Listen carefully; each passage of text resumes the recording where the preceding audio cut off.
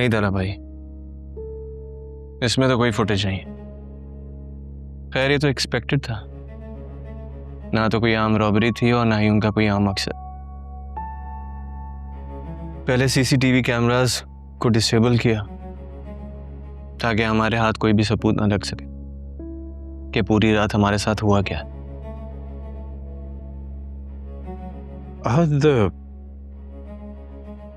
What do you think? जो कुछ ये हमारे साथ हुआ है, मतलब देखो, अगर वो हमें किसी किस्म का कोई नुकसान नहीं पहुंचाना चाहते थे, ना जानी ना माली, तो पूरी रात ये हम लोग इस तरह हॉस्टेज सिचुएशन में क्यों रहे? वो तो साफ जाहिर है तला भाई, इस शादी को रुकवाना। हमारी तरफ से सारे गेस्ट को मैसेज भी गया था कि शादी पोस्टपोन हो रही। मैं सोच रहा था कि नेबर से बात करूं, स्पेशली जो हमारे सामने रहते हैं, शायद उनकी सीसीटीवी फुटेज में कोई क्लू मिल जाए।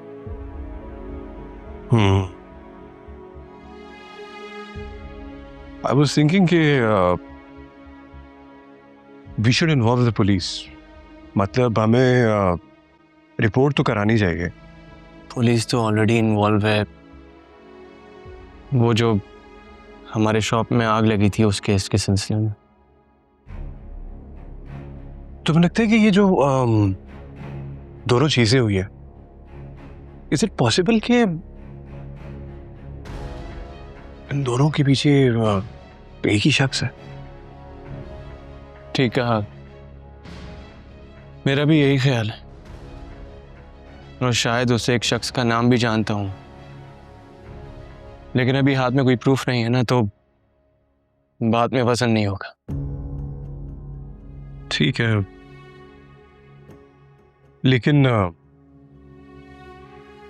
पुलिस को रिपोर्ट करो तुम। जी करूंगा। अगर आप मुझे 10 मिनट दें तो मैं सामने नेबर्स की तरफ से हुआ हूं, उनके कैमरास में चेक करूंगा, शायद कोई क्लू मिल जाए।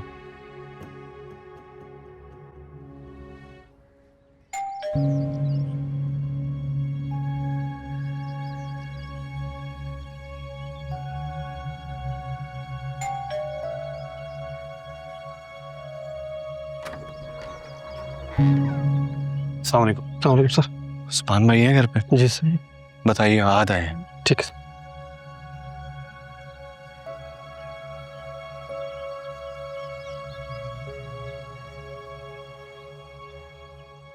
अस्सलाम वालेकुम।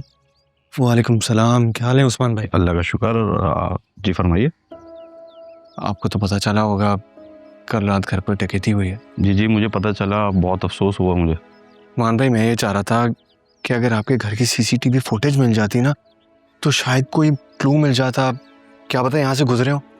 बहुत बहुत माजरत के साथ आहत भाई, काफ़ी टाइम से मेरा कैमरा ख़राब हुआ है, तो मैं आपकी कोई मदद नहीं कर पाऊँगा। चलें, शुक्रिया। Thank you.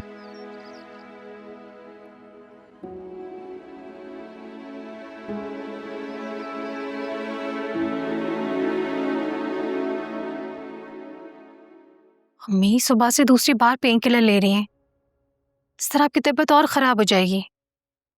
हाँ लेना इतना स्ट्रेस। हेमंत, सब कुछ तुम्हारे सामने। हमने कितना समझाने की कोशिश की उन लोगों को, कितना बताया कि हमारे साथ रात को क्या हुआ है, मगर वो यकीन ही नहीं कर रहे। अगर आज नूर खाला जिंदा होती, मेरी बात को कभी ना झुटलाती। अम्मी, जो कुछ हमारे साथ हुआ है किसी को भी यकीन नहीं आएगा। नहीं कर रहे ना वो लोग यकीन, कि मैं जैसे जैसे रात के बारे में सोच रही हूँ, मेरे दिल को कुछ हो रहा है। मन अगर राहत को कुछ हो जाता, अगर वो अम्मी मान लेना, वो कुछ भी करने नहीं आए थे, किसी को नुकसान नहीं पहुंचाना था उन्होंने, वो सिर्फ ये शादी रुकवाने आए थे, रुकवा दी। चाहे ये किसी की कोशिश हो या बददुआ, ये अल्लाह ही जानता है। एमन, शुरू से इस शादी में इतनी रुकावटें आई हैं, मैं सिर्फ वहम समझ कर टालती रही हूँ, लेकिन हाँ मुझे यकीन हो गया है, मुझे यकीन हो गया है कि दुआ और आहत का जोड़ सही नहीं है, उनकी किस्मत में नहीं है। अम्मी ऐसे तो ना कहे, खुशी है आहत की, कितना प्यार करता है वो उससे। आपने शक्ल देखी है आहत की, मर्द है तो बर्दाश्त कर रहा है। मैं अच्छी तरह से जानती हूँ, टूट गया है मेरा भाई।